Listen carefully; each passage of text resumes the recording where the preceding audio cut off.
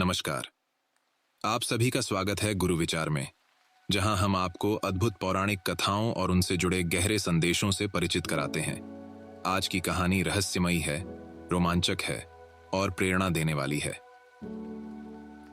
यह कथा है भगवान विष्णु की माया और असुर मूषिकासुर के अहंकार के विनाश की। आइए इस कथा के माध्यम से सीखते हैं जीवन के गहरे सत्य। यह कथा प्राचीन काल की है, जब धरती पर असुरों का अत्याचार अपने चरम पर था।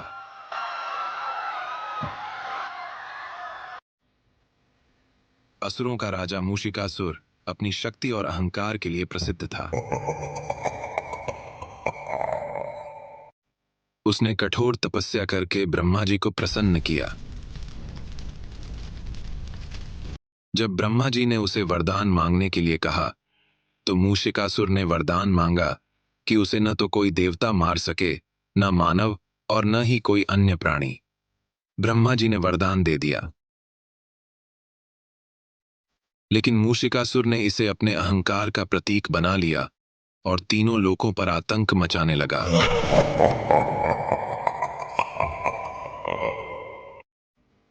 वरदान प्राप्त करने के बाद मूषिकासुर ने स्वर्ग पर आक्रमण कर दिया। देवताओं को स्वर्ग छोड़कर भागना पड़ा। उसने धरती पर भी लोगों को सताना शुरू कर दिया।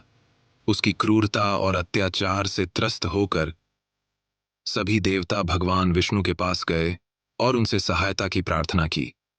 विष्णु जी ने मुस्कुराते हुए कहा, हर अहंकारी का पतन निश्चित है। मूषिकासुर का अहंकार ही उसका सबसे बड़ा दुश्मन बनेगा।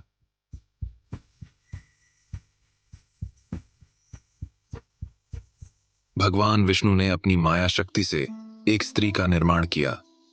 वह स्त्री इतनी सुंदर थी कि उसे देखकर कोई भी मोहित हो जाए। भगवान विष्णु ने उसका नाम मोहिनी रखा। विष्णु जी ने मोहिनी को मूषिकासुर के पास भेजा और कहा, तुम्हें इसे अपने प्रेम जाल में फंसाकर उसके पतन का मार्ग प्रशस्त करना है।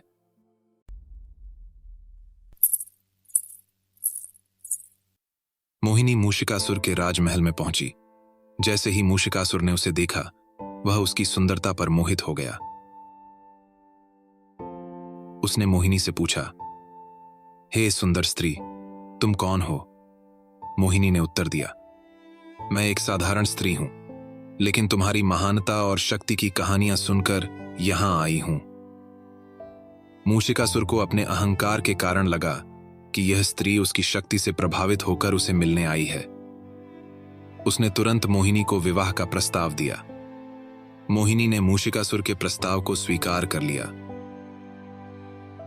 लेकिन एक शर्त रखी। उसने कहा, मैं तुमसे विवाह करूंगी, लेकिन पहले तुम्हें मेरे 3 प्रश्नों का उत्तर देना होगा। अगर तुम उत्तर नहीं दे पाए तो तुम्हें मुझे छोड़ना होगा। मूषिकासुर, जो स्वयं को अजेय मानता था, तुरंत सहमत हो गया। मोहिनी ने पहला प्रश्न पूछा, तुम्हारा जन्म क्यों हुआ? मूषिकासुर ने इस प्रश्न पर विचार किया, लेकिन कोई स्पष्ट उत्तर नहीं दे पाया। वह थोड़ा परेशान हो गया, लेकिन अपने अहंकार के कारण उसने इसे नजरअंदाज कर दिया। मोहिनी ने दूसरा प्रश्न पूछा, तुम्हारी मृत्यु कैसे होगी? यह सुनकर मूषिकासुर और अधिक बेचैन हो गया। उसे ब्रह्मा जी द्वारा दिया गया वरदान याद आया, जिसने उसे अमर बना दिया था, लेकिन वह इस सवाल का भी उत्तर नहीं दे पाया। मोहिनी ने मुस्कुराते हुए तीसरा और सबसे महत्वपूर्ण प्रश्न पूछा, तुम्हारा सबसे बड़ा दुश्मन कौन है? मूषिकासुर ने बिना सोचे समझे उत्तर दिया, मेरा कोई दुश्मन नहीं है, मैं सबसे शक्तिशाली हूं। फिर अचानक उसने कहा, अगर कोई मेरा दुश्मन हो सकता है तो वह मेरा अहंकार है।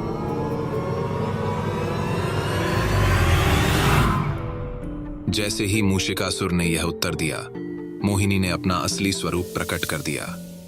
वह स्वयं भगवान विष्णु थे। विष्णु जी ने मूषिकासुर को उसके अहंकार का प्रतीक बनाने का निर्णय लिया। उन्होंने उसे एक छोटे से चूहे में बदल दिया। यह देखकर मूषिकासुर क्रोधित हुआ। लेकिन वह कुछ भी नहीं कर पाया। तभी भगवान गणेश प्रकट हुए और उस चूहे को अपना वाहन बना लिया।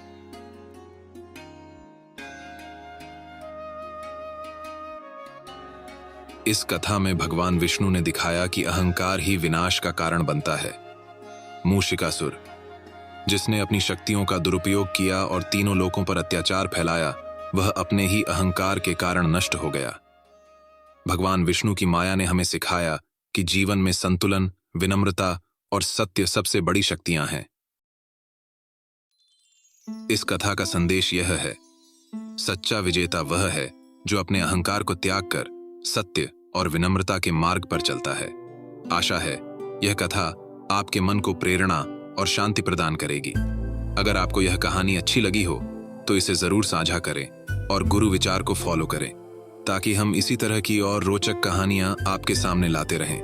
अंत में हम भगवान विष्णु और भगवान गणेश को नमन करते हैं और आप सभी को शुभकामनाएं देते हैं। जीवन में सच्चाई और विनम्रता का अनुसरण करें। जय श्री हरि, जय गणेश। हमारे अगले एपिसोड में फिर मिलेंगे एक नई कथा और नए संदेश के साथ।